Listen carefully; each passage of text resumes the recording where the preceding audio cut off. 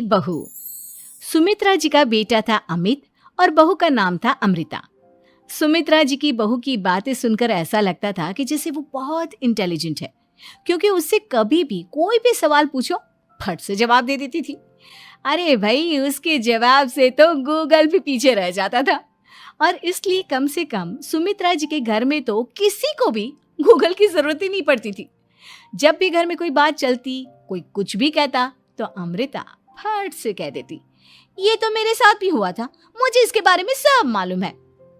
एक दिन सुमित्रा जी अमित और अपनी बहू अमृता के साथ अमित के बुआ जी, फूफा जी यानी कि मुकेश और उर्मिला जी के यहाँ पर मिलने के लिए गए। अरे बहुत अच्छा किया अमित बेटा, इतने दिनों के बाद आए हो तुम। हाँ सुमित्रा भाभी, कभी तो आ जाया करिए अपने बच्चों को लेकर। आपकी बहू के आने से तो हमारे घर में भी रौनक आ गई है। वो क्या है ना, अमित ऑफिस के काम में बहुत बिजी रहता है, इसलिए उसे तो वक्त ही नहीं मिल पाता। अच्छा, लगता है नौकरी काफी मुश्किल है अमित की। अरे नहीं नहीं फूफा जी, ऐसी कोई बात नहीं है। आप तो जानते हैं ना प्राइवेट जॉब में कितना काम होता है। अरे कोई समझे ना समझे, मुझे तो पता है प्राइवेट नौकरी में इतना काम करना पड़ता है कि इंसान की आफत आ जाती है। लेकिन बेटा, तुमने तो कभी जॉब की ही नहीं, तुम्हें कैसे पता? अरे जॉब नहीं की तो क्या हुआ मम्मी जी, सब जानती हूँ मैं। सबसे पहले ऑफिस में जाओ, वहां पर अपनी एंट्री डालो, उसके बाद दिन भर सिस्टम पर बैठकर काम करो। चारों तरफ कैमरे लगे होते हैं, आप अपनी नजर इधर की उधर नहीं कर सकते। उसके बाद दिन भर बॉस की चिक चिक सुनो, वो अलग से। यही सब होता है, मुझे ना सब पता है। अरे बहू रानी तो काफी इंटेलिजेंट है, हर बात की खबर है इसको। थोड़ी देर बाद, अब देखिए सुमित्रा भाभी, इतने दिनों के बाद आई हैं आप, खाना खाकर ही जाना, ऐसे तो मैं आपको जाने नहीं दूंगी। वैसे बुआ जी, खाने में क्या बनाया है? वो क्या है ना बेटा, आज तुम्हारी बुआ जी की तबीयत थोड़ी ठीक नहीं थी, इसलिए हमने सोचा कि जब तुम लोग यहाँ आ जाओगे तो बाहर से खाना मंगवा लेंगे और साथ में बैठकर खाएंगे। लेकिन बस प्रॉब्लम इतनी सी है कि मुझे बाहर से खाना ऑर्डर करना नहीं आता। सोचा जब अमित आएगा तो उसी को बोल दूंगी। अरे मुझे आता है ना, मैं कर देती हूँ ऑर्डर। बताइए क्या क्या मंगाना है आपको? इटालियन, कॉन्टिनेंटल, इंडियन, पंजाबी, सब पता है मुझे। क्या बात है बहू, क्या घर में भी खाना रोज बाहर से ऑर्डर करती हो? अरे नहीं नहीं नहीं बुआ जी, ऐसी कोई बात नहीं है, बस मुझे ना सब पता है। कोई बात नहीं अमृता, मैं अपने फोन से ऑर्डर कर देता हूँ। अरे क्या बात है, आजकल ऑनलाइन डिलीवरी पर कोई ऑफर नहीं चल रहा है, वरना काफी पैसे बच जाते। कैसी बात करते हैं अमित, मैं कह रही हूँ ना मुझे सब पता है।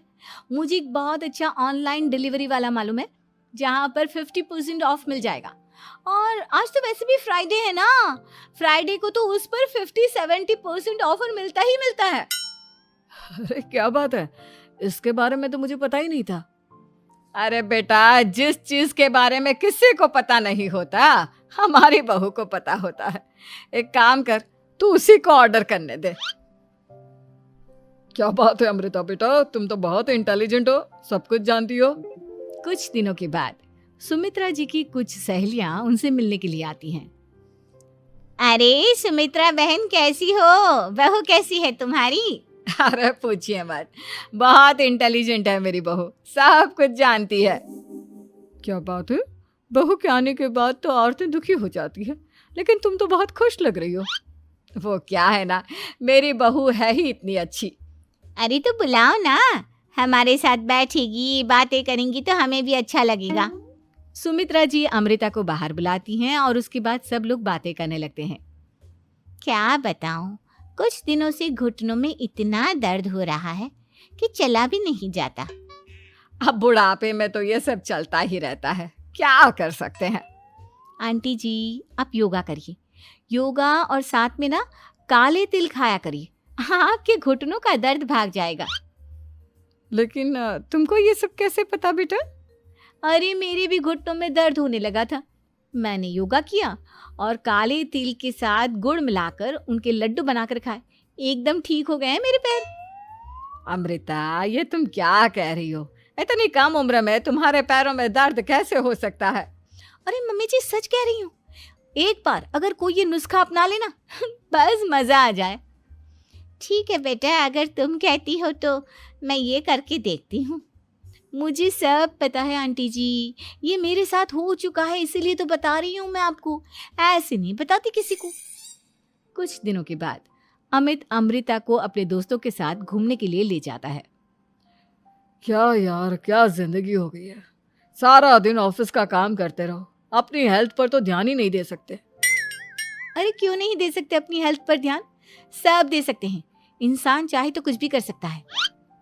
क्या बात है भाभी, आप इतनी श्योरिटी के साथ कैसे कह सकती हैं? अरे आजकल ना एक से एक एप्लीकेशन है मार्केट में, और जानते हैं उसमें कुछ एक्सरसाइज तो ऐसी बताते हैं जिन्हें आप अपने ऑफिस में बैठे बैठे, मेरा मतलब लैपटॉप पर काम करते करते भी कर सकते हैं। अमृता, ऐसी एक्सरसाइज के बारे में तो मुझे भी नहीं पता था, तुम्हें कैसे मालूम? अरे मुझे सब पता है, हर चीज की खबर रखती हूँ मैं, जानते हैं ना आप। लेकिन ऐसी कौन सी एप्लीकेशन है और ऐसी कौन सी एक्सरसाइज है भाभी? एक मिनट, मैं आपको अपने मोबाइल में दिखाती हूँ। अरे वाकई में भाभी तो सही कह रही हैं। देखो यार, इस पे कितनी अच्छी एक्सरसाइज दिखाई गई है। अपनी चेयर पर बैठे बैठे एक्सरसाइज भी कर लो, काम भी और हेल्थ भी। वाह भाभी वाह, मजा आ गया। लेकिन अमृता, तुम्हें इस बारे में कैसे पता? अब मेरे साथ जो चीज हो चुकी है उसके बारे में तो मुझे पता होगा ही ना अमित। मतलब तुम कब ऑफिस में काम करने गई जो तुमने ऑफिस करते करते एक्सरसाइज की? मैं जो किचन में काम करती हूँ अमित, घर के काम, वो किसी ऑफिस के काम से काम है क्या? बस मैं भी वो सब करते करते इनमें से कुछ एक्सरसाइज ट्राई कर लेती हूँ, इसीलिए मुझे सब पता है। सही है यार, तुम तो बहुत इंटेलिजेंट हो। कुछ दिनों के बाद ये क्या है? एक दोस्त ने मेरे साथ एक मजाक किया है, लेकिन समझ में ही नहीं आ रहा। अरे बेटा, तो अमृता से पूछ लेना, उसके पास कोई ना कोई जवाब जरूर होगा। ठीक कहती है मम्मी जी, मैं सब जानती हूँ। लेकिन अमृता, ये थोड़ा मुश्किल है, सोच लो। मेरे लिए कुछ भी मुश्किल नहीं, दुनिया की कोई भी पहेली हो मैं चुटकी में सॉल्व कर लेती हूँ। अच्छा ठीक है, देखो मेरे दोस्त ने मुझे एक खाली पेपर दिया है और कहा है कि इस पर उसने मेरे लिए कुछ मैसेज लिखा है। अब एक बात बताओ यार, खाली पेपर पर, I mean, जिस पर कुछ भी नहीं लिखा हुआ, उसे मैं कैसे पढ़कर बताऊं? अरे बस इतनी सी बात, इसे तो मैं चुटकियों में सॉल्व कर दूंगी अमित। लेकिन कैसे बहू? इस पेपर पर तो वाकई में कुछ नहीं लिखा हुआ, एकदम खाली पेपर है, कैसे, क्या पढ़ोगी तुम?